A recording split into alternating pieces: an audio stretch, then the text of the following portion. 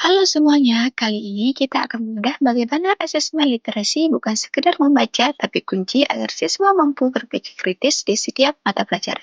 Secara operasional, asesmen literasi adalah cara kita mengukur kemampuan siswa dalam memahami, mengevaluasi, dan merefleksikan informasi dari teks.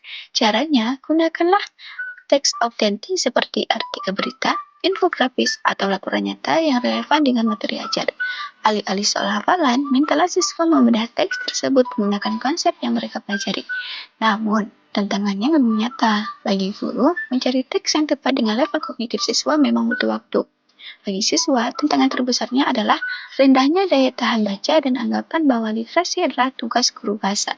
Solusinya, mulailah dengan teks multimodal yang menyertakan visual atau data, agar proses analisis terasa lebih relevan dan tidak membosankan. Mari kita jadikan literasi sebagai nafas dalam setiap pembelajaran kita. Semoga bermanfaat.